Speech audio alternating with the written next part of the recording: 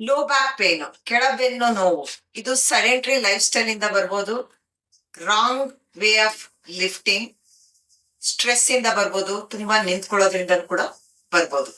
ಇದಕ್ಕೆ ಕೆಲವೊಂದು ಆಸನಗಳಿದೆ. ಮೊದಲನಾಗಿ cat cow pose ಅಂತ ಹೇಳ್ತೀವಿ, ಮಾರ್ಜರಿ ಆಸನ.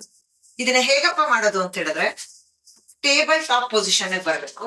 ನಿಮ್ಮ ಮಂಡಿ ನಡುವೆ ಅಂತರ ಇರಬೇಕು. ನಿಮ್ಮ ತೋಳುಗಳು ನಿಮ್ಮ ಭುಜಕ್ಕೆ ನೇರವಾಗಿರ್ಬೇಕು.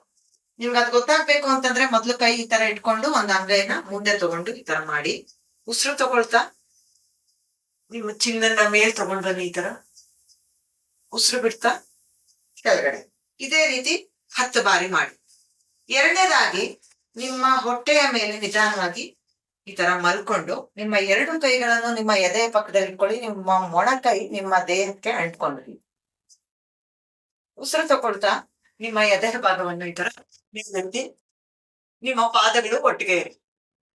ಇದಕ್ಕೆ ಕಷ್ಟ ಆಗತ್ತೆ ಅಂತ ಹೇಳಿದ್ರೆ ಅರ್ಧ ಭುಜಂಗಾಸನ ಕೂಡ ಮಾಡ್ಬೋದು. ಉಸಿರು ಬಿಡ್ತಾ ಮತ್ತೆ ಕೆಳಗಡೆ ಬನ್ನಿ.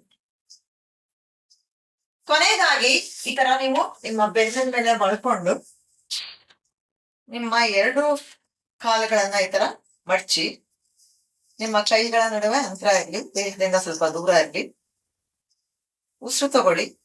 ಉಸಿರು ಬಿಡ್ತಾ ನಿಮ್ಮ 2 ನೀಗಳನ್ನ ಈ ತರ ಬಲಗಡೆಗೆ ಡ್ರಾಪ್ ಮಾಡಿ, ಮತ್ತೆ ಉಸಿರು ತಗೊಳ್ತಾ ಮಧ್ಯ ಬನ್ನಿ.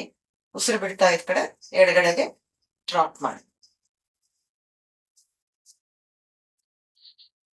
ಈ ಎಕ್ಸರ್ಸೈಸ್ಗಳು ಮಾಡೋದ್ರಿಂದ ನಿಮ್ಮ ಬೆನ್ನು ನೋವು ನಿವಾರಣೆ ಆಗುತ್ತೆ. ಖಂಡಿತ ಮಾಡ್ತೀರಲ್ಲ, ಮಾಡಿ ನಿಮ್ಮ ಅನುಭವಗಳನ್ನ ಕಮೆಂಟ್ ಬಾಕ್ಸ್ ಅಲ್ಲಿ. Thank you.